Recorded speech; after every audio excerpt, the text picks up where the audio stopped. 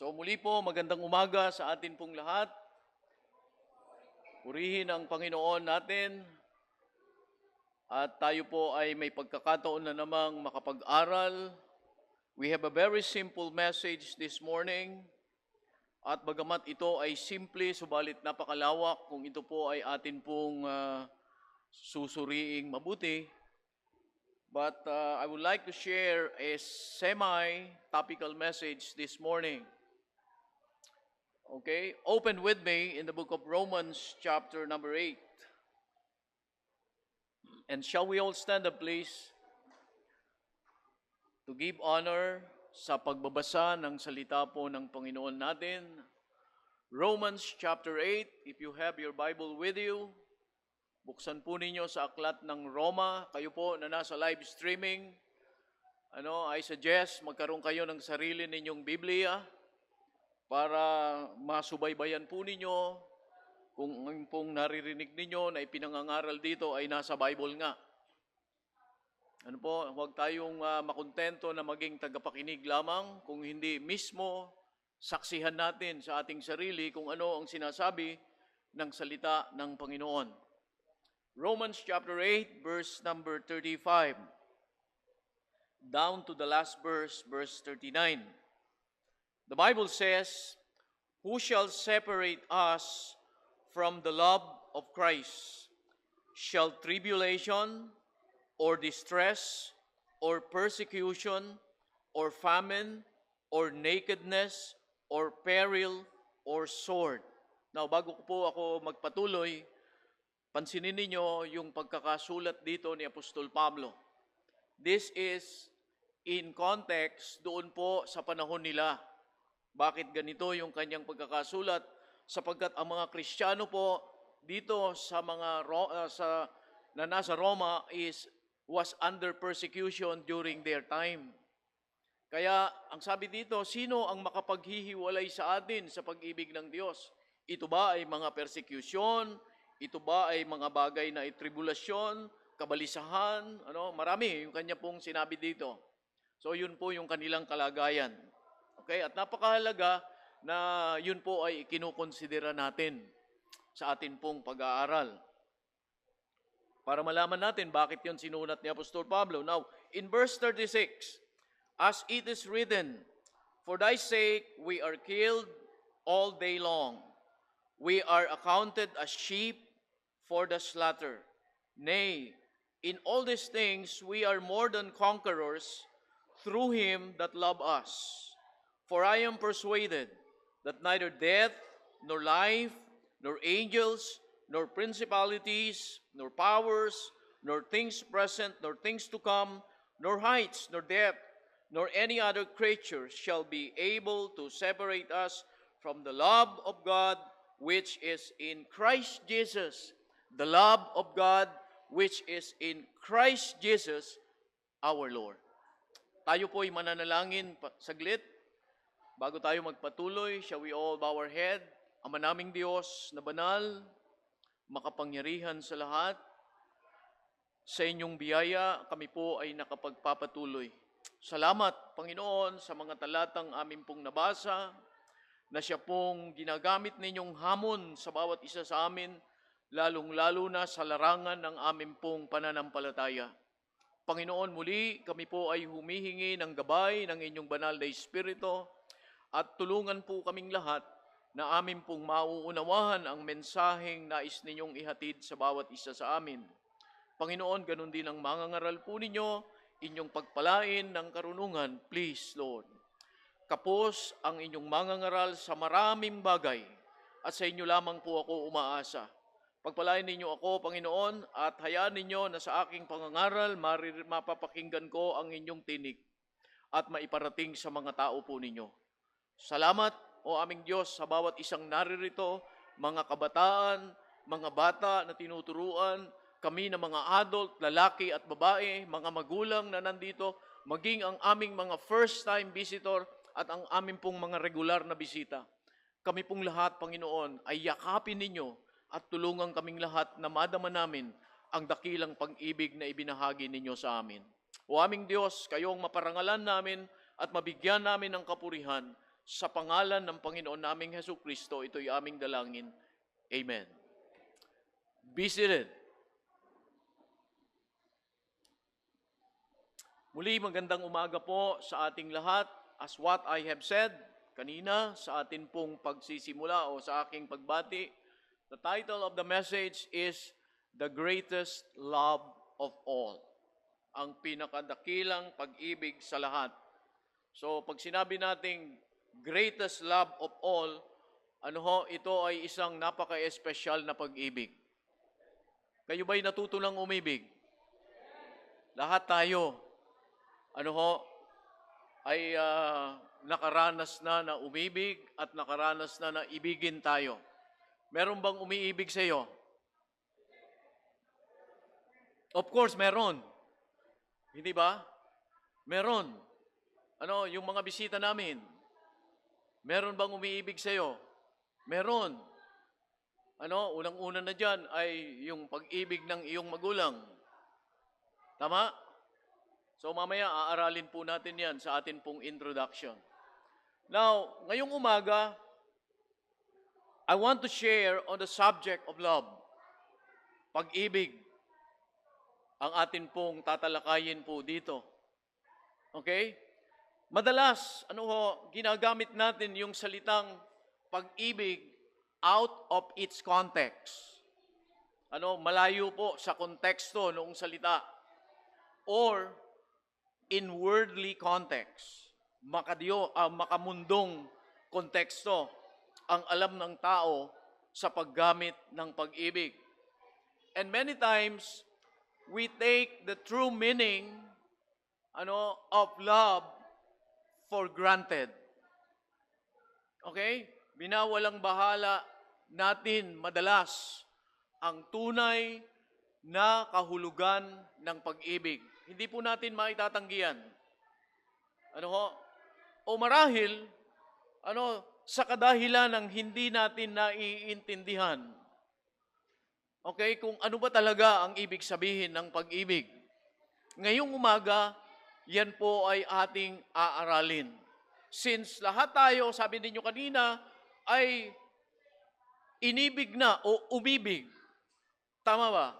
Isang napakagandang bagay na naiintindihan natin ano ba itong pag-ibig na ito. Okay? Sabi ko kanina, madalas ginagamit natin yung salitang pag-ibig out of context. Minsan sa maling paggamit ng pag-ibig, marami ang nadadala sa kasalanan. Totoo ba? Particularly sa mga kabataan. Yung bang maling konteksto ng pag-unawa sa pag-ibig, kadalasan akala nila, ay, naku, ang sarap sa pakiramdam. Meron kang inspirasyon. Tama ba? Uy, gumising ka, baka nananaginip ka lang. Tama ba? Marami ang nadadala sa kasalanan kasi hindi nila talaga naiintindihan kung ano yung pag-ibig. Okay? So, lahat ho tayo, kausap ko. Pati ako. Okay? Now, there are 4 Greek word for love. Dito tayo magsisimula para maintindihan natin. Okay? Ano ito? Unang-una is eros. Pangalawa is estorge. Pangatlo is philia. At pang-apat is agape. Dapat nating maintindihan yan. Okay, para sa ganon, maunawaan natin ano ba yung pag-ibig na yan. Ang alam lang natin kasi yung pag-ibig na paghanga. Alright? 4 na klase ng pag-ibig sa salitang Griego. Unang-una is yung eros. Okay, now listen everyone. Eros, ano ang ibig sabihin nito? Sa Greek word, ito ay eros. The word that is used to describe the romantic love between men and women. That is eros. Okay, ito yung pag-ibig between men and women. Romantic love. Okay? At pag hindi ito naiintindihan, kadalasan, itong pag-ibig na ito, romantic love, nagdadala sa kasalanan. Okay? Now, romantic love is a gift from God. Ito po ay biyaya ng Panginoon sa atin. Okay? At itong romantic love na ito ay naroon na from the beginning. Okay? Paano natin masasabi yun? The Bible says, God saw that it was not good for Adam to be alone. And so, He created Eve. Nabasa ba ninyo sa Bible yon? Nakita ng Diyos na hindi mabuti kay Adan ang nag-iisa, kaya ginawa niya si Eva. When Adam saw Eve, nung makita ni Adan si Eva, nakaramdam siya ng isang emosyon na hindi niya pa nararanasan. Okay? Kaya doon sa Genesis chapter 3, verse 23, mababasa po natin doon, and Adam said, "This is now the bone of my bones and flesh of my flesh. He shall be called woman because she was taken out of man." Anong makikita natin doon? Adam felt a deep romantic love for Eve. And that is, anong pag-ibig yon? Eros. Now, remember, Adam and Eve was the first couple. Okay, kaya yung romantic love na naramdaman ni Adan kay Eva, okay, isang banal na pag-ibig. Bakit? Kasi sila'y nagsama. Tama? Kaya wag magkakamali yung mga tao ngayon, o especially yung mga kabataan, na komo nalaman dito na, ay, yung pala'y biyaya ng Panginoon, sinasamantala mo na. Okay, be sure that if you have this romantic love, you are already ready for marriage. Okay? Pag naramdaman mo itong romantic love, it is the love between babae at lalaki. Be sure, ready ka nang mag-asawa. Kasi kung hindi pa, tandaan mo, madadala ka sa kasalanan. Okay? At marami ang pinapractice, mali ang pag-unawa nila dito sa romantic love na ito. Especially sa panahon natin ngayon, mag-girlfriend, mag-boyfriend, aalis, magkahawak ng kamay. Una, petting-petting lang yan, hindi ba? Susunod niyan, tataas na. Pagkatapos niyan, kunyari, pag ganun pa muna. Hindi ba? And that's true. Hindi ba? Pagka nasanay na, and then, okay na yun. Parang mag-asawa na sila. And after that, lalong sisidhi yung kanilang pagsasama, gagawa ng hindi mo alam. Pagkatapos nun, maghihiwalay. Nahulog na sila sa kasalanan. Tama ba? And then, pag naghiwalay, I'm sorry, I'm telling this because this is the reality. At pagkatapos, maghiwalay, hindi na naman makukontento, makakaramdam na naman uli ng erotic love. Okay, hahanap na naman ng iba. You know what I mean? Mga kabataan, are you listening? Sabi ko kanina, pasensya na kayo, yung pastor ninyo, chismoso. Pero magandang chismis naman ito, hindi ba?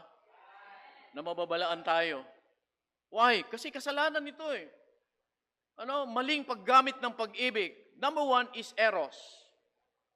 Pangalawa is estorge. Now, estorge is the Greek word used to describe the natural overflowing love that family members have for one another. Okay? So, yung estorge, ito yung pag-ibig, saan? Sa mga miyembro ng pamilya, mga kamag-anak, mga kin. Okay? Yung bang mga kalahi natin. Tama ba? Kaya nga, yung mga magulang, mahal nila yung kanilang mga anak. And I'm sure yung mga anak, mahal din ninyo ang inyong magulang. Tama ba? Hindi lang yun. Hindi ba? Yung mga kalahi natin, kumbaga yan ay natural na lumalabas sa atin. Yan po ay estorge love. Alright? Now, let us go deeper. The same way, kasi ito ay family love eh. Tama ba? yung pag-ibig sa kapatid, pag-ibig sa mga miyembro ng pamilya. Now, let us go deeper. The same way, we as members of God's family. Nandiyan ka ba? Okay? Tayo po ng mga miyembro ng pamilya ng Diyos, we are called to show estorge love to one another.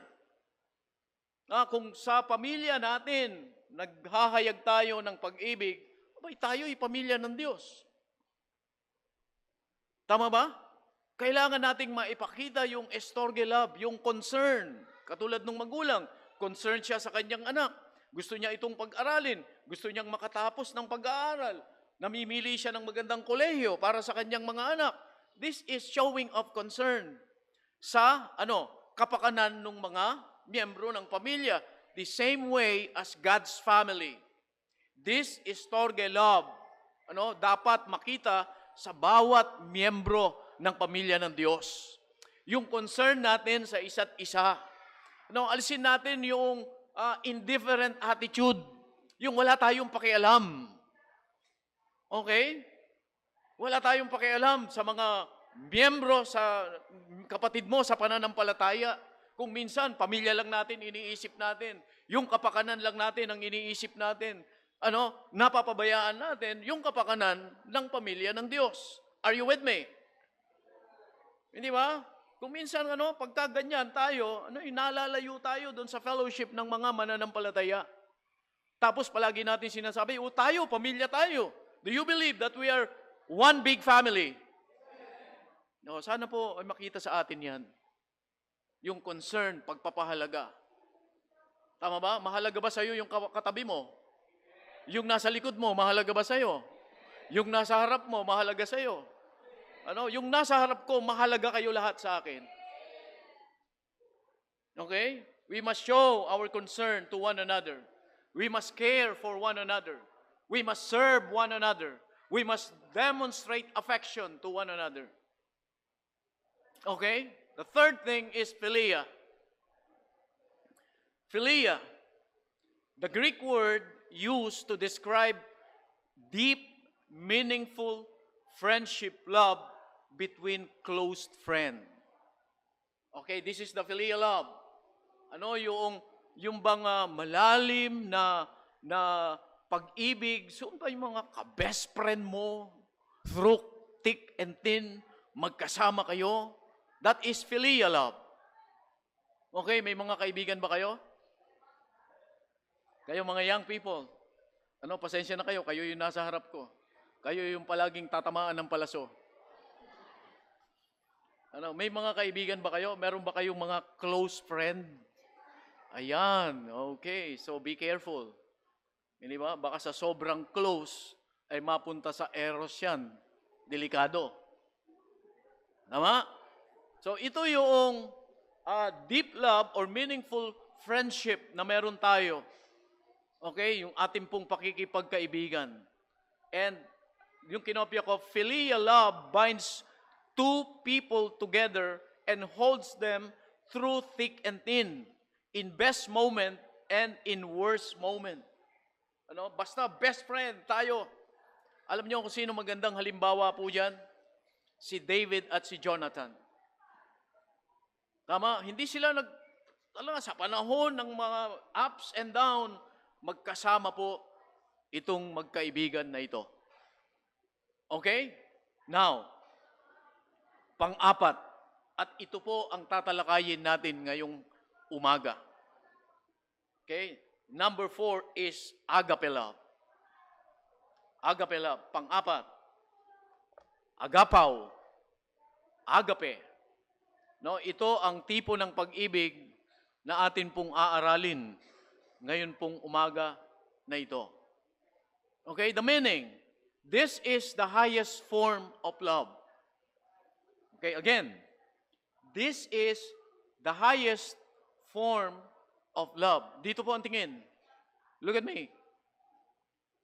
This is the highest form of love characterized by selfless, unconditional love. Okay? Ang sabi, ano yung agape? Ito yung pinakamataas na uri ng pag-ibig. Okay? Ito ay makikilala sa pag-ibig na walang kondisyon. Kasi tayo, pag umibig tayo, palaging may kondisyon, hindi ba? Pag iibigin mo ang isang tao, unang-una tinitignan mo diyan, pogi. Kung lalaki ka, hinahanap mo yung beauty sa paningin mo. Tama, Brother Ronel, hindi ikaw yon. Hindi ba? Kadalasan ganyan eh. May mga kondisyon tayo. Tinitignan natin, ano ba ito? Bagamat hindi ito pogi, hindi ito maganda, pero mabikas naman. Hindi ba? Mahusay manamit. Hindi, parang nadadala na. Diyan tayo palagi nakatingin. Palaging may kondisyon bago tayo umibig. Dapat tall, dark, and tatlong M. Di ba? Matangkad, mapera, ganyan mga dinitignan ng mga tao. Hindi ba? Parang, but you know what? Yung pong agape, ang sabi sa meaning, it is unconditional love. And this is the kind of love that God has for humanity. Ito yung uri ng pag-ibig na ibinahagi ng Diyos sa mga tao o sa atin. Okay? It is the love that gives freely. Now, pakinggan ninyo, ang sabi ng meaning, ito ay pag-ibig na ibinibigay ng malaya, libre, regardless of whether it is returned or often demonstrated through action. Anong sabi? Malaya itong ibinibigay. Hindi pinapansin kung ito ba ay babayaran o hindi o ibabalik. No, hindi yan tinitignan ng Panginoon. Inibig ka ng Diyos, hindi dahil nakikita na niya na isang araw gagamitin ka niya, kaya kanya inibig. No, you're wrong. Okay? His love for each and every one of us is unconditional. Okay? Hindi siya nakatingin sa anumang itsura natin, sa anumang kakayanan natin. Tama ba? Why? Because the Bible says, pantay-pantay tayo lahat. Ano yun? We are all sinners in the sight of God. Okay? So, unconditional love. Now, you know what? The Bible is the greatest book ever written about the subject of love. Ito. Gusto mong malaman kung gaano ka kamahal ng Diyos? Nandiyan ang Biblia. Nandito ang Biblia. Okay, kanina yung ating young people, tinanong ko kanina, sa'yo ba yung Bible mo? Sa'yo ba yung hawak mong Bible? Hindi po, binigay lang. Kaya ibinibigay sa'yo yan para malaman mo na nandiyan kung gaano ka kamahal ng Diyos. Part of it, maririnig mo ngayong umaga. Okay, at ilan pa sa mga bisita natin. The Bible is the greatest book ever written about the subject of love. The Bible contains the greatest love story. Okay? Kung minsan, alam niyo, ang katotohanan ganito. Pag nanood kayo ng TV, 60% love story yan. Maski sa Netflix. Okay? 60% love story, kaya yung mga iba rito taga-subaybay ng mga serye. Tama? Ano ba yung mga serye, mga Korean novela? Serye yan eh. Marami mga nakasubaybay sila. Yung love story ng mga... Okay, no, hindi ko sinasabing masama yun. Okay? Hindi ko sinasabing masama yun. Well, it's okay. Pero wag nating baliwalain na subaybayan yung pag-ibig ng Diyos sa atin. Tama ba? Atin pong bigyan ng pansin yung pag-ibig ng Panginoon sa atin. Kasi yung pag-ibig po ng Diyos na nakasulat dito sa Biblia ay kakaibang pag-ibig. Ito ay pag-ibig ng isang matuwid na Diyos sa isang taong liko o sa isang taong makasalanan. Imposibleng pag-ibig po yan.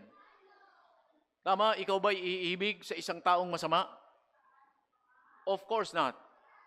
Palaging ang tinitignan mo ay yung magagandang bagay bago ka umibig. Tama ba? Di ba? Tinitignan mo, ano ba ito? Mapapasama ba ako dito? Mapapabuti ba ako dito? Ano? Tinitignan mo yung magandang aspeto bago ka umibig. Pero ang Diyos, pangit yung nakita niya sa atin eh. Napansin ba ninyo yon? Ang sabi ng Romans, "For all have sinned and come short of the glory of God." Lahat tayo ay makasalanan at hindi tayo nakaabot sa ikasisiya o ikaluluwalhati ng Panginoon. Yet, at this state, hilabas. Inibig ka ng Diyos. Inibig ako ng Panginoon. Bagamat ako'y tigmak sa kasalanan, God loves me. Bagamat ikaw ay tigmak sa kasalanan, God loves you. Amen? That is the greatest love of all. And it is written only here in the Bible. Dito natin ito mapapanood. Dito natin ito mababasa. Kaya nga sabi ko, the Bible is the book, na kung saan masasaksihan natin ang greatest love of all. Even the whole message of the Lord Jesus Christ, nang siya po ay nandito sa lupa. Ang kanyang mensahe ay pag-ibig ng Panginoon sa tao. That is His message. Kaya nung bumaba siya rito, ang sabi ng Biblia, hinanap niya yung mga naliligaw. For the Son of Man has come to seek and to save that which was lost. Pag sinabing lost, mga taong makasalanan. Mga taong naligaw. Lahat tayo naligaw because we are sinners. But God ay sa kanyang pag-ibig, hinanap niya tayo. Hindi tayo ang humanap sa Diyos. Tandaan natin yan. Kung hindi ang Diyos ang humanap sa atin. Tama ba? Now, sad to say, many fail to understand this very important principle of the love of God through Christ. Paano ba tayo inibig ng Panginoon?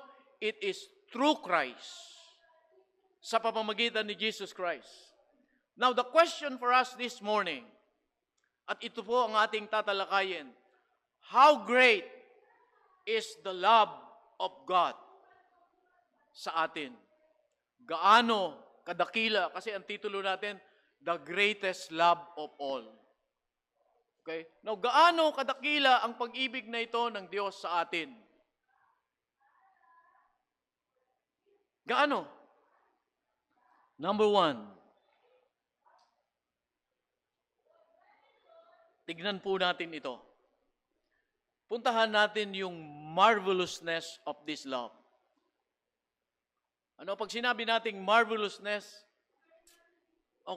ang pag-ibig po ng Diyos ay kahanga-hanga. Ang pag-ibig ng Diyos ay nakakamangha. The marvelousness of God's love. This is our point number one. Marvelous is that the love of God, our Savior, ito po ay hindi nagbabago. Tandaan po ninyo, kahanga-hanga ang pag-ibig ng Diyos sa atin.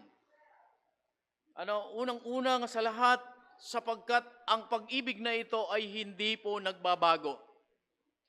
Lahat ng uri ng pag-ibig nagbabago. Pag-ibig ng tao. Tama? That's true. Kung minsan, mahal na mahal mo yung isang tao, pero habang tumatagal, nagbabago ang itsura, nagbabago na rin. Are you with me? Lahat ng pag-ibig, ito po ay subject to change. But you know what? The marvelousness of God's love, hindi po ito nagbabago sa atin. Tandaan po ninyo, hindi nagbabago sa bawat tao. Now, let us go to the marvelousness of God's love. Number one, paano natin nasabi na ang pag-ibig ng Diyos ay kahanga-hanga o ito ay kamangha-mangha? Why? Because number one, it is marvelous in its measure. It is marvelous in its measure. As what I have said, I'm sharing to you a semi-topical message. Okay, now, it is marvelous in its measure. Meaning, pag sinabi ko pong kahanga-hanga, in its measure, yung pong sukat nito, ang ibig ko pong sabihin yan is His love is equal to all person. Okay? Ang pag-ibig ng Diyos ay pantay-pantay sa lahat sa atin. Wala siyang itinatangi.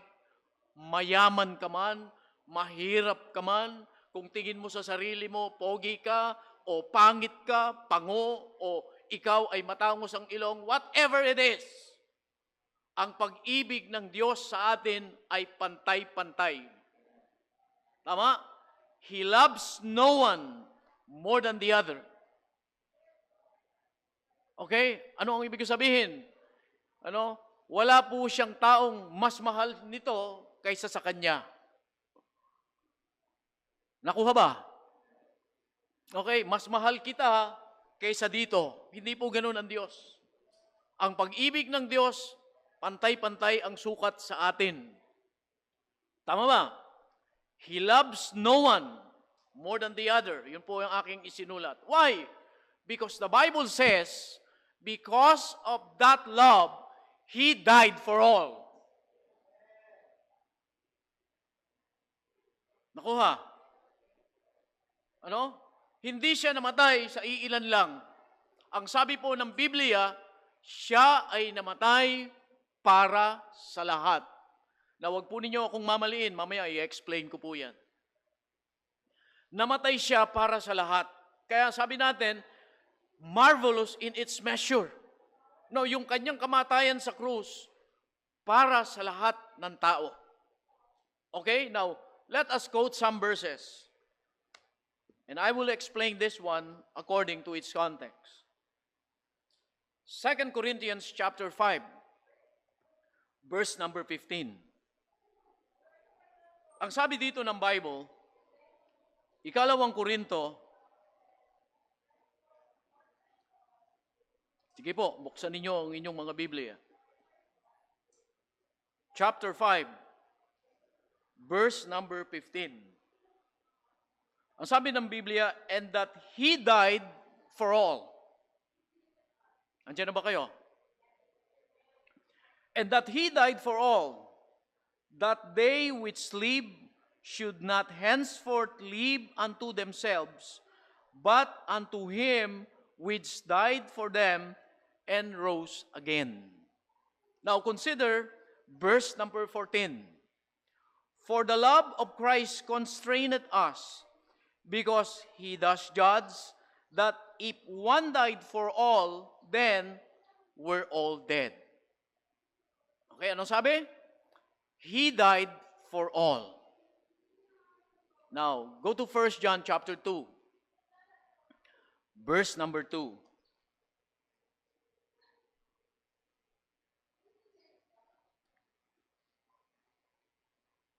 Anong sabi dito? And He is the propitiation for our sin. Sino yung He? That is Jesus Christ. At siya ang naging pampalubag loob para sa ating mga kasalanan.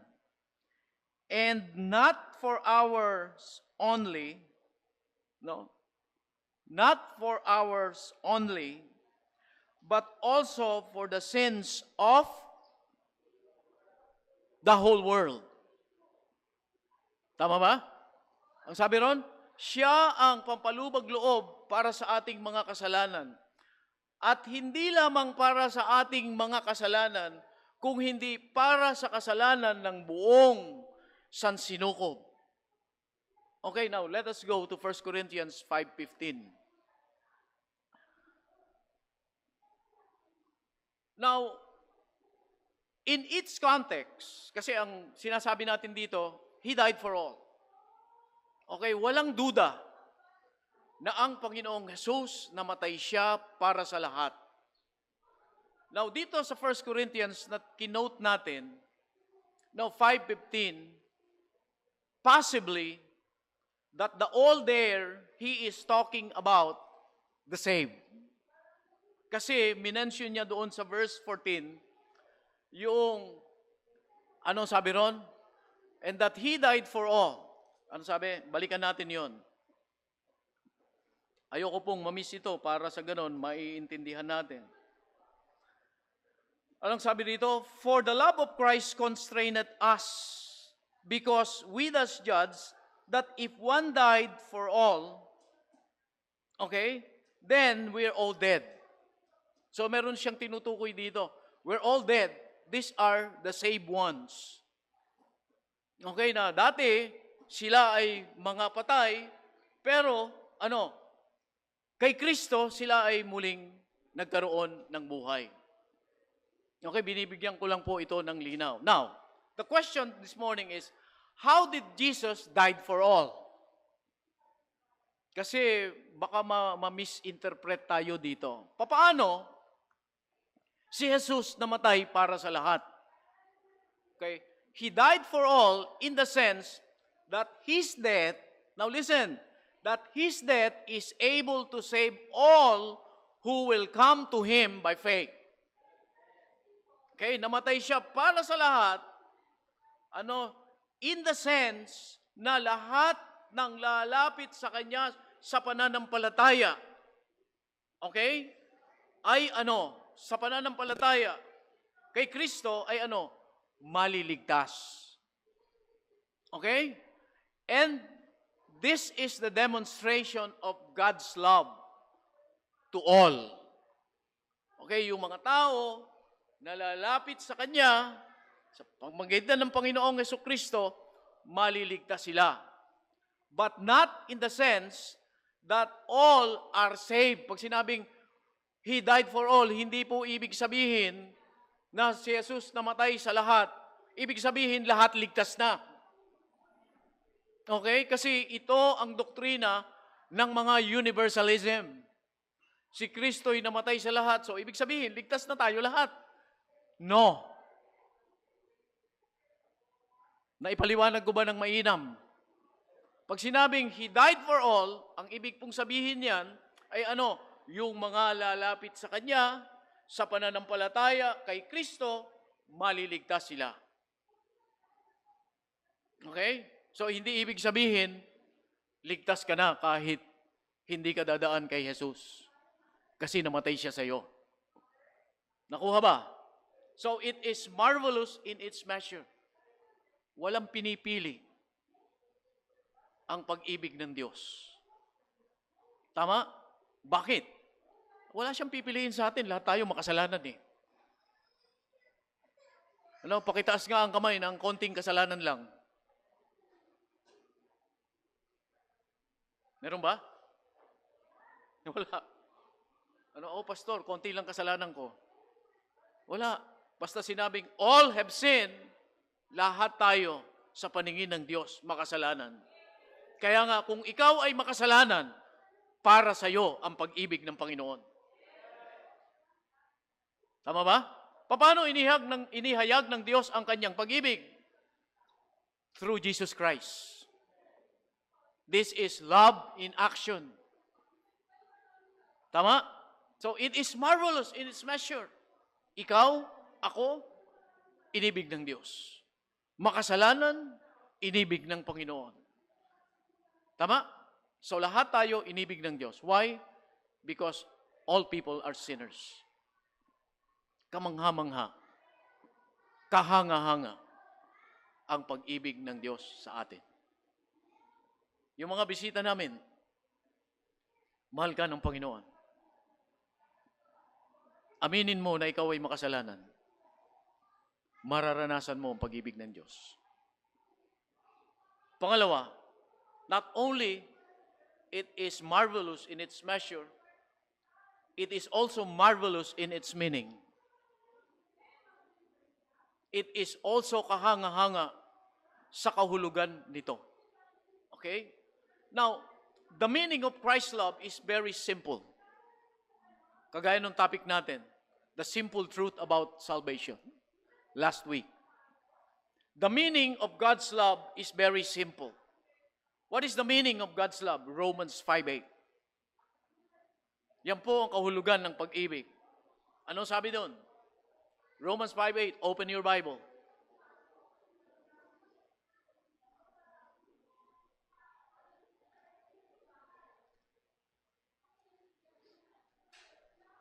Ano sabi ng talata? For God commended. When we say commended, ano sa ibang salin yan? Inihayag niya o ipinakita niya. Okay, sapagkat ang Diyos, inihayag niya His love towards us. Paano niya inihayag yung kanyang pag-ibig? In that, while we were yet sinners, Christ died for us. Ano sabi? Sapagkat ang Diyos, inihayag niya ang kanyang pag-ibig sa atin na kung saan nung tayo ay mga makasalanan pa o tayo ay makasalanan pa, namatay si Kristo para sa atin. So ano po ang ibig sabihin niyan? The meaning is Jesus Christ went voluntarily on the old rugged cross. Kung saan niyang dinala ang kanyang sarili doon sa krus at bitbit niya ang ating kasalanan, kasalanan ng buong mundo, so that you and I or any person might have the opportunity to accept the offer of God's love through His Son. Kaya walang tao ang magsasabing, hindi naman ako nagkaroon ng pagkakataon. Hindi. Sapagkat ang Biblia nagsasabi na matay si Kristo para sa lahat. And so, the offer of salvation is to everybody. Are you with me? It is very simple. Christ died for all. Tayong lahat o lahat ng tao ay binibigyan ng Panginoon ng pagkakataon na tanggapin si Jesus sa kanyang buhay para matanggap niya ang biyayang kaligtasan. Para siya ay makaiwas doon sa siguradong apoy ng impyerno. Kaya nga, hindi na pinapahirap ng Panginoon yung kahulugan ng kanyang pag-ibig po sa atin. Are you with me? Hindi na mahirap. Hindi po mahirap ang maligtas. Yung mga nasa live streaming, hindi mahirap ang maligtas. Hindi mo na kinakailangang magpunta pa sa iba't ibang lugar para hanapin mo ang kaligtasan ng iyong kaluluwa. Hindi na kinakailangang gumawa ka ng mga mabubuting bagay para paboran ka ng Diyos. Hindi na kailangan. Yan, paggawa ng mabuti ay bunga ng isang tao na naligtas. Hindi yan paraan ng kaligtasan. Tama ba? Kaya ang maligtas po, isang simpleng bagay. Are you there? Ano ang hinihingi ng Panginoon? Maniniwala lang ang tao sa ginawa ni Kristo. Maliligtas siya. Romans 10:9. Anong sabi ron? If thou shalt confess, tama ba ako? If thou shalt confess with thy mouth the Lord Jesus, that if thou shalt confess with thy mouth the Lord Jesus, and believe in thine heart that God hath raised Him from the dead, ano yung kasunod? Thou shalt be saved. Mahirap ba yan? Hindi sinabi rito, but if thou will go to that mountain, okay, and offer sacrifices, thou shalt be saved. Mahirap yun, hindi ba? Tama ba? Alam niyo sa Old Testament, para mapatawad sila sa kanilang kasalanan, napakahirap.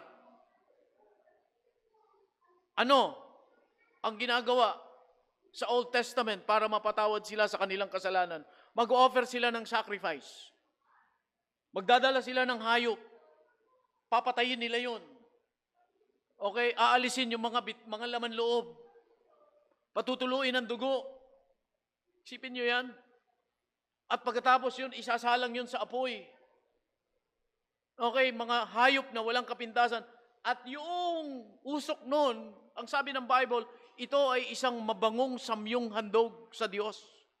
Isipin niyo yan, kung lahat tayo dito magpapatay ng hayop. Pupunta ka sa simbahan, may hila-hila kang baka. Ito ang aking handog. Pambayad sa aking kasalanan. Gusto niyo ba bumalik tayo doon sa ganon? Marami ang lalo na mapupunta ng impyerno. Pamasahe lang nga, wala ka, magdadala ka pa ng baka. Tama? Yung pamasahe lang papunta sa church, nirereklamo mo pa. Baka pa kaya? Lalo ka nang hindi nakarating ng simbahan. Nandiyan ka ba? Pero ang sabi ng Bible, maniniwala ka lang. Doon sa ginawa ni Kristo, na siyang nagsakripisyo, naghirap. The Lamb of God that takes away the sins of the world. Siya ang kordero ng Diyos na nag-aalis ng kasalanan ng buong sanlibutan. That is Jesus Christ. Ano ang hinihingi ng Diyos? Just believe and you will be saved. Tama? It is very simple. Salvation is a gift. Your salvation is a gift. A free gift. Wala kang ginawa. Wala kang ibinayad. Ang nagbayad niyan ay si Jesus. Kausap ko rito yung mga naligtas. Ligtas ka ba? Pakilakas mo nga. Ayan. Yung mga alanganin sila medyo, marami mga alanganin na, pag tinanong, ligtas ka ba? Teka muna. Nasabi nilang amen. Yung mga huling-huli, amen! Pero nakasigaw na yung iba. Alanganin eh. Marami mga Kristiyanong ganyan, alanganin sila. Are you saved? Be sure you're saved. Amen? Kanina, meron akong binabasang aklat. Number one sign. Now, I want to share this. Number one sign that a person is not truly born again is what? Without a craving to His Word.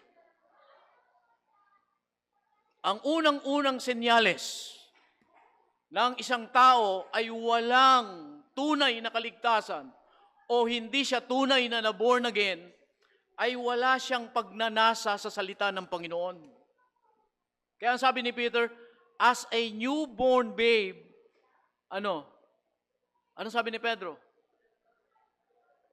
Yung mga Bible student? As a newborn babe, nasahin ninyo ang gatas. Hindi ba?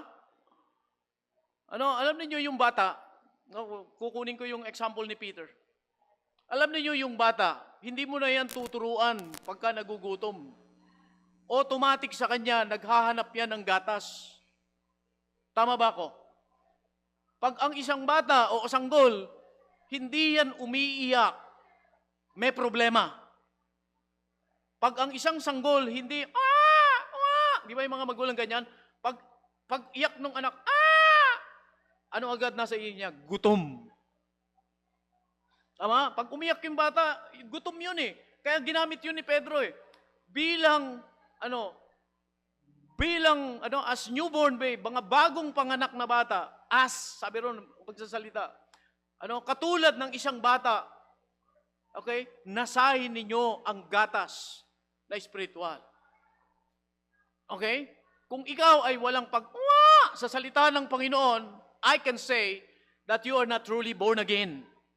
Listen, look here.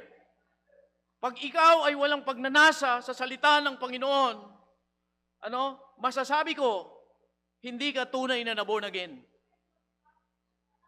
I don't care if you have your Bible with you. Okay? Hindi lahat na nagbibitbit ng Bible, born again. I don't care, palagi kang laman ng simbahan. Okay? Hindi yan sign ng pagiging born again. ang pagiging sign that you are truly saved, the craving in God's Word is there. Yung iyong pagkagutom sa salita ng Panginoon, naroon. Ngayon, kung sinasabi mo na ikaw ay isang tunay na mananampalataya, hindi ka nagnanasa sa salita ng Panginoon, I believe, niloloko mo lang yung sarili mo. So, suriin mo ang iyong pananampalataya. Andiyan ka ba? I'm talking to everyone here. Kasi alam niyo, langit at lupa, o langit at impyerno ang pinag-uusapan natin dito. And I want to be serious, and I'm sharing this. No, check yourself. May pagnanasa ka ba sa salita ng Panginoon? Tama, hindi po magkakamali ang Biblia. Ang sabi ni Peter, as newborn babe. Ano, kung hindi mo nararamdaman yung pagkagutom sa salita ng Panginoon, katulad ng isang bata na nararamdaman niya yung gutom sa gatas, I believe there is a big problem in your Christian life. Amen? So salvation is a gift, a free gift. Libre po ito. Okay, walang pumipilit sa'yo. Okay, but kailangan mo itong tanggapin. Tama? Hindi ito pinagdudul-dulo ng Panginoon. Kunin mo. Hindi. Ikaw ang magdidesisyon yan. Tama ba? Oo, libre ang kaligtasan. Okay? Ito ay regalo. Pero paano mo mararanasan yung regalo? Paano mo mapapasayo yung regalo? Kung hindi mo ito tatanggapin. Nakuha ba? Marami ang nakakaalam. Salvation is a gift. Pero ayaw nilang tanggapin ang regalo ng Diyos. And that is Jesus Christ. Tama ba? Pangatlo, it is marvelous in its measure, marvelous in its meaning, and the third thing, it is marvelous in its message. It is marvelous in its message. Yes, the love of God is marvelous in measure, marvelous in its meaning. It is simple, but it is also marvelous in its message. Okay? The message of God's love ay iisa. Alam niyo ang mensahe ng pag-ibig ng Diyos, yung nasa live streaming, you know what is the message of God's love? It is none other than salvation. Okay? Pag-ibig po ng Diyos ang mensahe. O kaligtasan po ang mensahe ng pag-ibig po ng Panginoon. For a person, okay, to personally experience the love of God, he or she must be saved. Uulitin ko. Para ang isang tao maranasan niya ng personal ang pag-ibig ng Diyos, dapat siya ay maligtas. Yes, God loves all people. Pero paano mo mararanasan yan? Kailangan mong maligtas. Naranasan mo na ba ang pag-ibig ng Diyos? Amen. Tama? Yan yung sinasabi natin. Doon sa mga hindi pa nakakaranas ng pag-ibig ng Diyos, personally, accept the Lord Jesus Christ in your life. At mararanasan mo yung pag-ibig ng Diyos. Hindi mo lang malalaman na mahal ka ng Diyos kung hindi mararanasan mo ang pag-ibig ng Panginoon. Amen? Anong patunay dito? Your favorite verse? The heart of the Bible, ang sabi nila. What is that? John 3:16. Anong sabi ng John 3:16? For God so loved the world that He gave His only begotten Son. Nakita niyo? Sapagkat mahal ng Diyos ang lahat ng mga tao na ibinigay niya ang kanyang anak. That is love in action. Hindi niya lang sinabi sa tao, mahal ko kayo. Kung hindi, pinatunayan niya, ibinigay niya yung kanyang anak. So, paano mararanasan ng tao yon? Anong sabi sa susunod? That whosoever believe in Him will not perish, but have what? Eternal life. That is a personal relationship with the Lord Jesus Christ. Amen ba? Romans 10:9, yung binasa natin kanina. Ano ang sabi po ng talata? That if thou shalt confess with thy mouth the Lord Jesus, and shalt believe in thine heart, thou shalt be saved. Okay? Ano yung paraan? Pananampalataya sa Panginoong Hesukristo. At mararanasan ng tao ang pag-ibig ng Diyos. Again, His love is marvelous. God loves us, though we are sinners. Amen? His love is marvelous in its message, in its meaning, and what? In its measure. Pangalawa, yung una, the marvelousness of God's love. Second,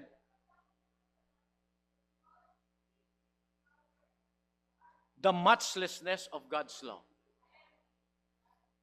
The matchlessness of God's love. When we say matchless, meaning yung pag-ibig ng Diyos, walang kapantay.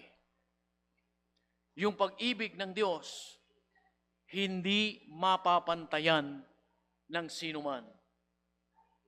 Okay? So, pag sinabi natin yung pag-ibig ng Diyos, hindi mapapantayan ng sinuman, so ibig sabihin po niyan, walang sinumang tao na umibig sa iyo na katulad ng pag-ibig ni Kristo para sa iyo. Maraming nagmamahal sa iyo, pero hindi mapapantayan ang pag-ibig ng Diyos sa iyo. It is an uncomparable love. Bakit natin nasabi yun? Uncomparable love. Matchless love. Again, let us go back to Romans 5:8. Balikan natin yung dinasa nating talata kanina. But God commended His love towards us, and that while we were yet sinners, Christ died for us.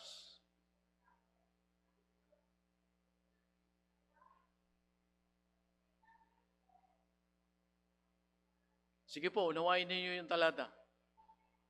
Sapagkat inihayag ng Panginoon ang kanyang pag-ibig sa atin. Paano? Na nung tayo'y makasalanan pa, namatay si Kristo para sa atin. Alam po ninyo, ang katotohanan ay ganito. We all want to express our love and give our sacrifices for those people who are good and pleasing to us. Am I right? Tama ba ako? Ito yung totoo. Ito na yung nabanggit ko kanina, uulitin ko. The reality is, we all want to express or to show our love and give our sacrifices for those people who are good and pleasing to us. People whom we know, they can pay us back in return. Ganyan tayo, umibig.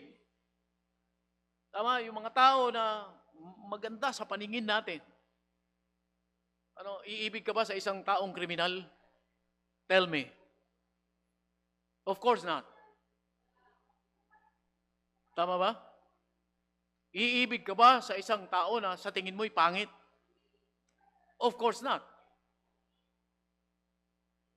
Tama? Kaya, totoo itong sinasabi ko.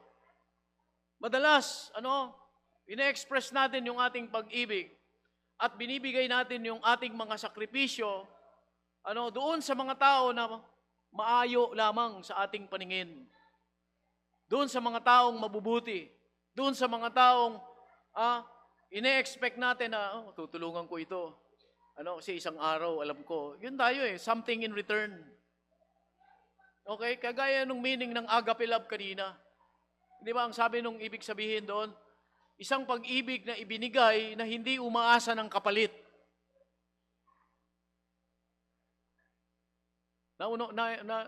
Nababalikan nyo ba yung meaning? So, sabi ko, madalas, ang pag-ibig natin ganito.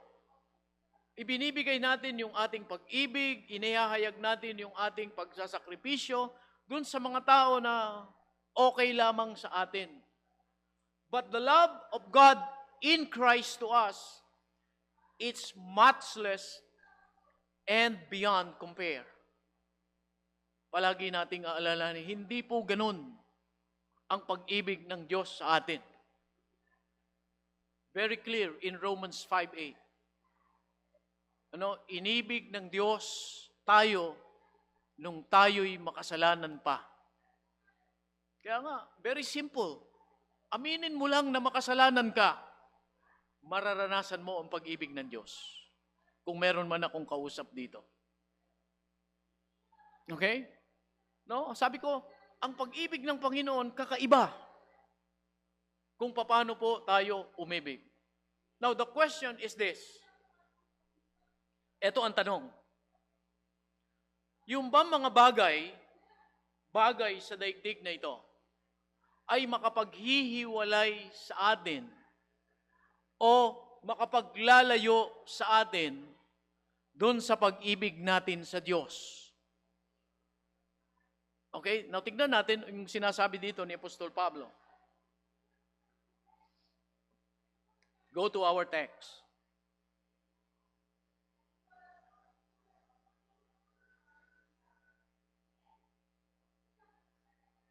Ano yung binanggit po niya dito? I'm sorry.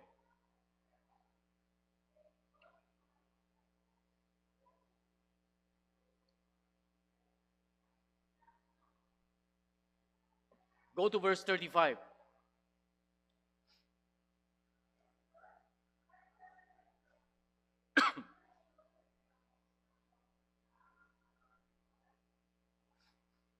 Verse 35, ano po sabi niya dyan? Who shall separate us from the love of Christ? Shall tribulation, distress, or persecution, or famine, or nakedness, or peril, or sword? So, tignan ninyo yung kanya pong mga binanggit na bagay. Sabi niya, sino ang makapaghihiwalay sa atin sa pag-ibig ng Diyos? Unang-una, ano yung una niyang binanggit? Tribulation. Anong ibig sabihin pag tribulation? Now, balikan natin yung konteksto ng pagkakasulat dito ni Apostol Pablo. Sang-ayon, sa kanilang historya, sila po ay nasa mahigpit na kalagayan ng kanilang pananampalataya during their time.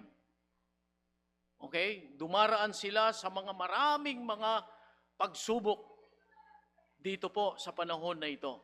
Kaya ang tanong ni Pablo, sino ba ang makapaghihiwalay sa atin sa pag-ibig ng Diyos? Ito ba ay mga tribulasyon? Ito ba ay mga pagsubok? Okay? Pangalawa is distress. Ano yung distress? Ito ba ay mga kabalisahan? Ito ba ay pangamba? Anong pangamba? Okay? Maring pangamba pisikal, pangamba natin o kabalisahan spiritual, emotional, or pangamba financial sa panahon natin ngayon. Okay? Maaring physically, nangangamba ka. Kung saan ka dadalhin ng katawan na yan? Yan ba makapaghihiwalay sa'yo sa pag-ibig ng Diyos? Maaring financially, nangangamba ka. Yan ba makapaghihiwalay sa'yo sa pag-ibig ng Diyos? Maaring spiritually, nangangamba ka. Okay? Distress. Pangalawa is persecution. Binanggit niya rito, in context to them, ito ay pagsubok ng pananampalataya. Pagsubok ito ng kanilang paninindigan bilang mga mananampalataya. The same way, sa panahon din po natin ngayon. Maraming pagsubok sa paninindigan natin bilang mananampalataya. Maraming pagsubok ng pananampalataya. Yan ba ang makapaghihiwalay sa'yo? Tama? Kung minsan, ano mga pagsubok ng pananampalataya? Yung mga kasama mo sa bahay, na mga unbeliever, yan yung gahadlang sa'yo para hindi mo maibigay yung tunay na pagmamahal mo sa Diyos. Palagi ka nilang tinutuligsa. O ikaw ang tumutuligsa. Hindi ko alam. Okay? Distresses. Okay? Persecution. Pangapat na binanggit niya dyan is famine. Yung tagutom. Okay? So, wala naman tayo niyan dito. Sino sa inyo ang hindi kumain? Tama? Lahat. Tayo. Pupunta ka sa simbahan, gutom. Sa panahon nila, wala silang makain. Kasi nililimitahan sila ng supply, mga mananampalataya. But here, ang sabi niya, yung bang taggutom, yung bang kagutuman, ang makapaghihiwalay sa'yo, yan po ay sinagot niya sa verse 37. Mamaya natin pupuntahan yon. Okay? So kung ikaw busog, lalo nang hindi ka na, tama ba? Walang dahilan para, yung bang pagmamahal mo kay Kristo ay maapektuhan. Napakabuti ng Diyos sa'yo. Nandiyan ka ba? Okay? So, sino rito? Wala kayong kapera-pera talaga. Ni pambili ng betsin, wala ka. Wala naman. Okay? Famine, nakedness. Panahon nila. Nagagamit ito ni Apostol Pablo. Kasi posible na maapektuhan yung kanilang, tawag dito? Yung kanilang uri ng pananamit. Tama? Sa panahon natin, tignan nyo yung mga itsura ninyo. Ang gaganda ng damit. Tapos nalalayo pa sa Panginoon. Uy! Andiyan ka ba? What else? Peril. Panganib na maaring dumating. Ang pinag-usapan natin dito, yung panahon nila. Okay. Peril, ang sabi ni Paul. Ano yun? Panganib, great dangers, doon sa panahon nila. So, posible na mahiwalay sila. Pero sabi niya, ito ba ang makapaghihiwalay? May panganib ba sa atin? Pagdating sa pananampalataya, tell me. Dito kayo tumingin. Meron ba kayong panganib na pinagdaraanan sa paninindigan ninyo sa Panginoon? Wala.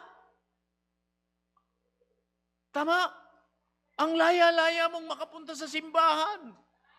Walang makaka-persecute sa iyo, hindi kagaya sa ibang bansa. Yung mga communist country na pinagbabawal magdala ng Biblia, pinagbabawal na mangaral ng salita ng Diyos. But still, lalo silang nagiging mainit sa Panginoon. Dumarating sila na kahit hukayin nila yung lupa, doon sila magtipon sa ilalim para maihayag lang nila yung kanilang pagmamahal sa Diyos. Pero yung mga Kristiyano, dito sa Pilipinas, particularly, masyadong liberal. Tama ba ako? Tama ba? Walang pakialam sa Diyos. Yung kalayaan nasa atin. Walang peril na pinagdadaanan tayo. Walang magbabawal sa iyong magpunta ka sa church. Walang magbabawal sa iyong magbasa ka ng Bible. Walang magbabawal sa'yo na magbihis ka para sa Panginoon. Wala. Hindi kagaya nung panahon nila. Kaya sabi dito ni Paul, ito ba mga bagay na ito makapaghihiwalay? Ikaw nga walang peril. May dahilan ka ba para mahiwalay ka sa Panginoon?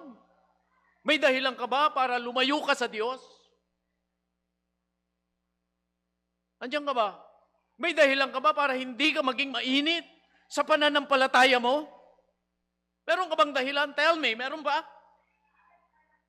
Wala. Hindi ba? Lahat na ng pabor ibinigay sa atin sa panahon natin ngayon. Meron tayong magandang simbahan, patuloy na pinagaganda pa. Para sa ganoon, makasamba tayo ng maayos. Are you with me? Malaya tayong nakapagdidesisyon. Binigyan tayo ng laya ng Panginoon.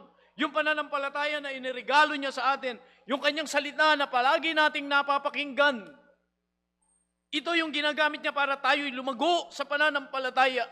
Ang tanong, may dahilan ka pa ba para lumayo ka sa Panginoon? Gusto mo bigyan kanya ng dahilan? Napakadali niyan. Bibigyan ka ng dahilan ng Diyos. Pero wala. Ano ba yung susunod? Sword, kamatayan. Papatayin ka ba pag naging mainit ka sa Panginoon? Meron bang taong magbabanta sa'yo? Pag nagpunta ka dyan, pag sumamba ka sa Panginoon, papatayin kita. Meron bang ganyan? Sa panahon nila, ang dami. Papatayin sila bilang mga mananampalataya ni Kristo. Pero sa atin ngayon, wala po ito. Malaya na maihahayag mo ang pag-ibig mo sa Panginoon. Are you with me? Kaya ang tanong ko kanina, ito bang mga bagay na ito ang makapaghihiwalay sa atin sa pag-ibig natin sa Diyos? Possibly yes. Okay? Posible. Doon sa pag-ibig natin sa Panginoon naaapektuhan pag dumaranas tayo ng mga pagsubok ng buhay. Pero alam nyo ba na yung pag-ibig ng Diyos sa atin hindi naaapektuhan? Yung pag-ibig mo sa Diyos naaapektuhan. Pero yung pag-ibig ng Diyos sa atin, hindi po yun nagbabago. Are you with me? Kaya ang sabi ni Paul, pagdating doon sa verse 37, okay, nay, in all these things, we are more than conqueror through Him that love us. Sa lahat ng mga bagay na ito, okay, tayo ay higit pa sa mga mananagumpay sa pamamagitan ni Kristo na siyang umibig sa atin. O sa pamamagitan ng Diyos na siyang umibig sa atin. For I am persuaded, verse 38, that neither death, now this is his answer, sapagkat ako ay nakatitiyak that neither death, kamatayan, nor life, buhay, nor angels, nor principalities, nor powers, nor things present, nor things to come, nor heights, nor depth, nor any other creature shall be able to separate us from the love of God which is in Christ Jesus our Lord. Ang sabi niya, wala. Ako ay lubusang nakatitiyak na walang anumang bagay, paiksi na lang natin, ang maaring makapaghiwalay sa atin sa pag-ibig ng Diyos sa atin. Oo, tayo, naapektuhan yung pag-ibig natin sa Diyos. Pero tandaan mo, at palagi mo itong tatandaan, wag na wag mo itong kalilimutan. Hindi nagbabago ang pag-ibig ng Diyos sa iyo. He loves us unconditionally. Amen? Anuman po ang ating pagdaraanan o anuman ang ating pong pinagdaraanan, tandaan natin palagi na ang Diyos kailanman hindi niya tayo inaabandona. God is always there for us. Kagaya ang sabi ng Hebrews 13:5, and verse 6. Now look at that passage. Tignan po ninyo. Punta tayo ron. Hebrews chapter 13. Let your conversation be without covetousness. Again, ang kausap po dito, they were also under persecution. They were under great trials sa kanilang pananampalataya. Pero ang sabi ng sumulat, hayaan ninyo na ang inyong pamumuhay is without covetousness. Okay? At ang sabi rito, and be content with such things as ye have. Ano sabi niya? Anong sabi ng talata? Hayaan ninyo na ang inyong pamumuhay ay walang, yung covetousness sa Tagalog? Tulungan niyo nga ako dito. Pag-iimbot, o yung pagnanasa sa iba. Okay? Hayaan ninyo na ang inyong pamumuhay ay walang pagkainggit sa mga nakikita ninyo. Tama ba? At sabi rito, at makontento kayo sa anumang bagay na meron kayo. In context, kasi dumaraan sila sa malaking pagsubok dito eh. Di ba, may mga bagay na nasa kanilang paligid na, ganda ng kalagayan nun ah. Pero ang sabi rito, ang buhay ninyo, huwag magkaroon ng pag-iimbot sa iba. Huwag ninyo silang kainggitan. Kung ano ang meron kayo, ngayon, makontento kayo. Ang sabi ron, ang maganda yung susunod. Anong sabi? For, be content with such thing as ye have. For he saith. Anong sabi ron? Sapagkat sinabi ng Diyos, hindi kita iiwanan ni pababayaan man. Okay? Nararamdaman nyo ba yung malalim na kahulugan na sinasabi ng Panginoon, hindi kita iiwanan ni pababayaan man? Okay? Sinong kausap dito? Mga mananampalataya ito. Di ba, believers? Kaya sabi ko kanina, wala kang dahilan para lumayo sa Panginoon. Diba? Sa panahon ng kawalan, kasaganan, o anuman sitwasyong meron ka, hindi ka iniiwan ng Diyos. Hindi ka niya iiwanan ni pababayaan man. You know what? Kung titignan po natin ang history ng mga mananampalataya, hindi ko na iisa-isahin, napakarami. Dito sa Bible, makikita ninyo ang ilan. Kung atin pong titignan yung history ng mga mananampalataya, sila po ay pinagpapapatay eh. Hindi lamang yon, kung hindi sila ay sinasaktan, sila ay, kumbaga, ipinapahabol sa leon, that is their time. Yung iba, binabalatan sila, ipahabol sila sa hayop, during the dark ages. But you know what? What is, po ang nagiging resulta niyan? Lalo silang nagpapakatapat sa Diyos. Kung atin pong titignan yung history. Lalong umiinit sila sa Panginoon. Kaya nga, alam nyo, sabi ko kanina, wala tayong dahilan para manlamig tayo sa Panginoon natin. Are you with me? Lahat na ng pabor ibinigay sa atin. Okay?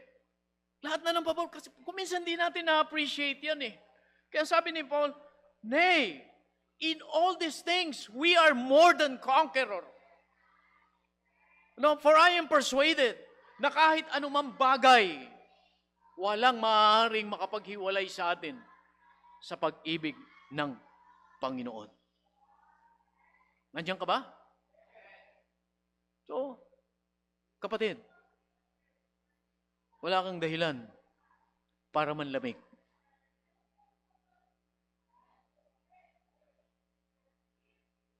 May kausap ba ako dito? Wala kang dahilan para yung temperatura ng iyong pananampalataya ay bumaba. Dapat palagi tayong mainit sa Panginoon natin. Sapagkat ang kanyang pag-ibig sa iyo, kailanman hindi mapapantayan. Tandaan mo yan. Okay? So pangatlo, the last point, the mightiness of His love. Yung kapangyarihan ng kanyang pag-ibig.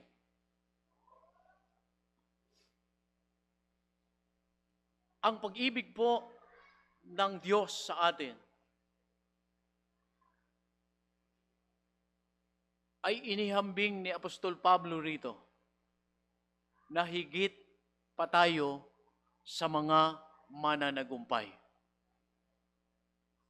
Nakita na ba kayo ng nagtagumpay? Ano, naiintindihan mo natin pagka nagtagumpay? Halimbawa, champion sila. Okay? So, ang sinasabi niya rito, mas higit ka pa sa champion. Ano sabi niya? Go to verse 37.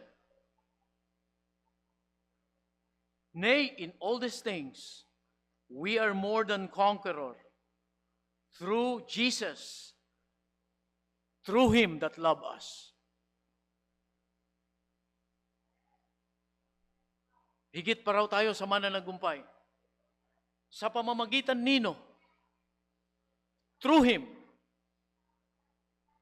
through His love for us. Sa pamamagitan ng pag-ibig niya sa atin, sa pamamagitan ni Jesus Christ, higit pa tayo sa mga mananagumpay.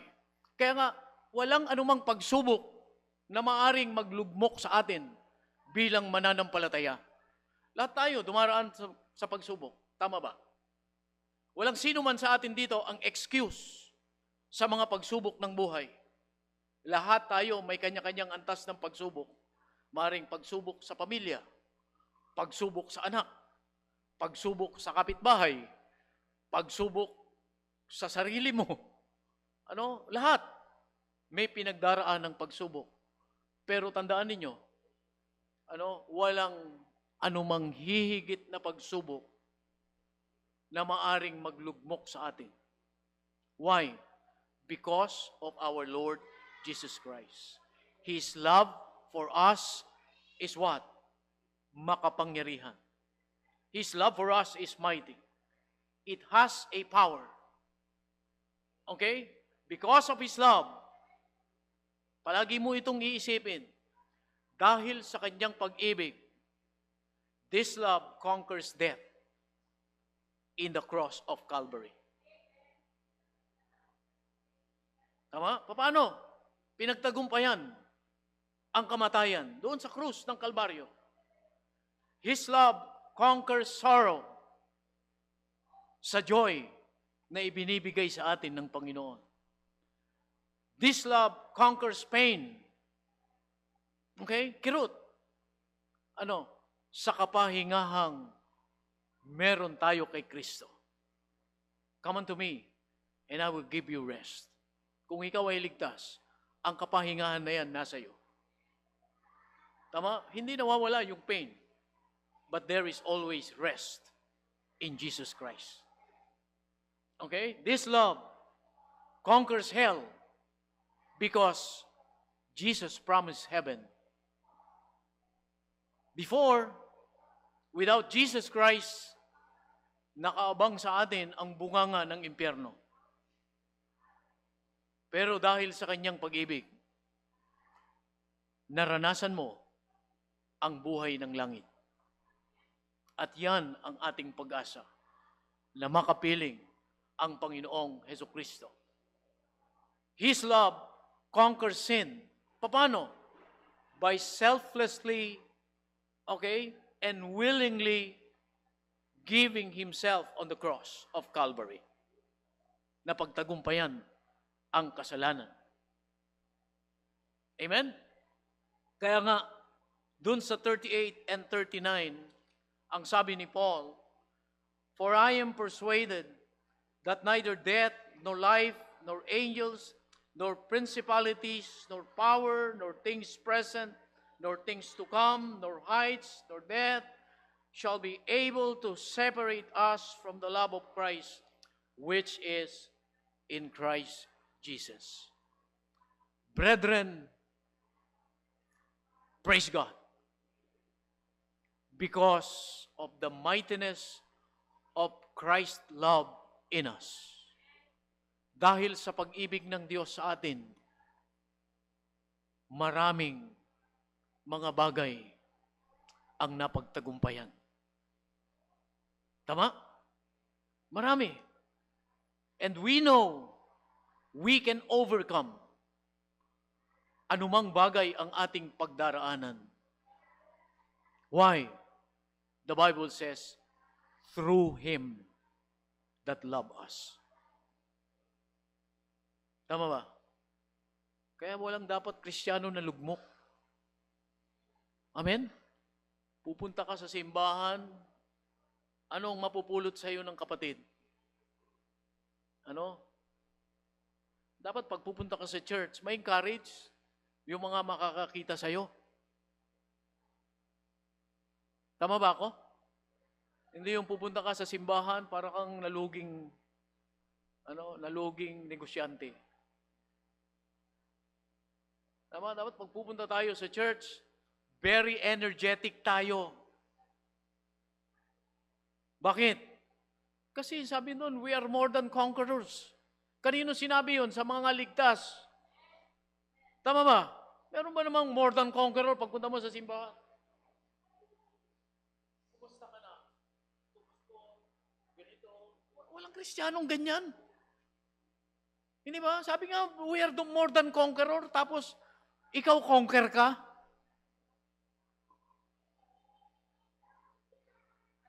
Are you with me? Higit ka pa sa mananagumpay.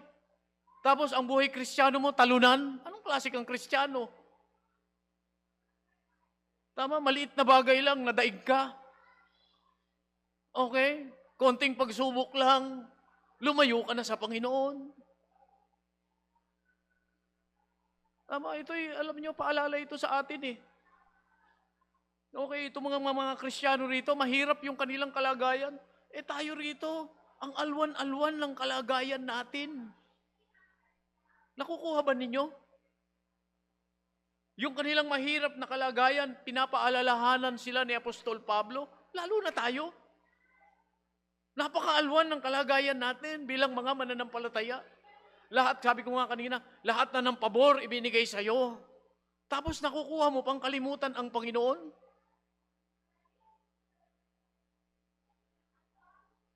No, isipin mo yan. Nakukuha mo pang hindi pahalagahan ang Diyos. Kaya ang tanong ko nga kanina, gusto mo bigyan kanya ng dahilan? Ano, mamili ka. Hindi ba? Ang sarap-sarap na malaya mong nasasamba ang Panginoon. Masaya mo siyang nasasamba. Buong pamilya nakikita mo, wow, ang sarap. Makita mo, buong family mo naglilingkod sa Diyos. Hindi ba? Kaya wala tayong dahilan para humiwalay tayo sa pagmamahal natin sa Panginoon.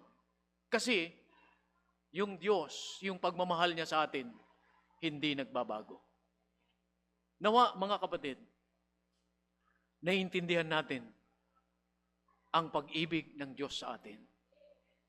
Ang napakadakila at espesyal na pag-ibig ng Diyos sa atin. Purihin ang Panginoon, inibig niya tayo ng walang kapantay. Kristiyano, mahal ka niya. Kung meron man dito nang wala kang katiyakan ng iyong kaligtasan, ng kaluluwa kay Kristo, kung mamamatay ka, hindi mo alam kung saan pupunta ang kaluluwa mo, malinaw ang mensahe ngayong umaga. Kailangan mo si Jesus bilang katiyakan ng iyong kaligtasan. Tayong lahat ay tatayo, mananalangin tayo.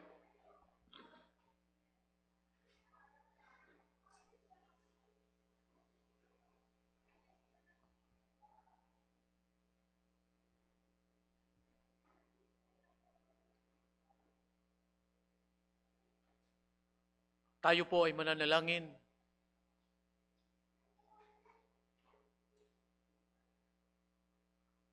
Let us all bow our head and we will pray. Pasalamatan natin ang pag-ibig ng Diyos sa atin. Diyos namin na makapangyarihan sa lahat. Salamat po, Panginoon, sa mensaheng ibinahagi ninyo sa amin na galing sa mga talata na amin pong nabasa. Salamat sa inyong dakilang pag-ibig na ipinagkaloob sa bawat isa sa amin. Panginoon, salamat sapagkat ang pag-ibig ninyo ay walang itinatangi. Kayo ay namatay para sa aming lahat at wala kayong pinipili. Panginoon, salamat po sapagkat sa pananampalataya sa ginawa ng Panginoong Hesukristo doon sa krus ng Kalbaryo, personal na naranasan namin ang lalim ng iyong pag-ibig. Salamat, Panginoon, sa banal na Espiritu na palaging nagbibigay sa amin ng konbiksyon sa tuwing mapapakinggan namin ang pangangaral ng inyong mga salita. Salamat, Ama naming Diyos, sapagkat ang pag-ibig nyo na ito ay nagpapaalala sa amin na wala kaming dahilan para kami ay manlamig sa inyo. Wala kaming dahilan para ilayo namin ang aming mga sarili sa inyo, sapagkat kayo hindi lumalayo sa amin. Wala kaming dahilan para kami, Panginoon, ay tamarin sa mga bagay patungkol sa inyo. O Diyos naming banal, anuman ang nakikita ninyong sa amin pong puso na dapat naming ipagsulit sa inyo, Panginoon, patawarin ninyo kami. Kaming lahat na naririto, walang perpekto, Ama naming Diyos. Meron kaming mga bagay na pagkukulang. Meron kaming mga bagay na dapat ipagsulit sa inyo ngayong umaga, Ama namin. Nais namin po itong dalhin sa inyong pong paanan dito po sa altar na ito. Kapatid, kung nakita mo ang iyong pagkukulang, ilapit mo dito sa harapan ng altar. Come on. Lahat tayo may pagkukulang sa Diyos.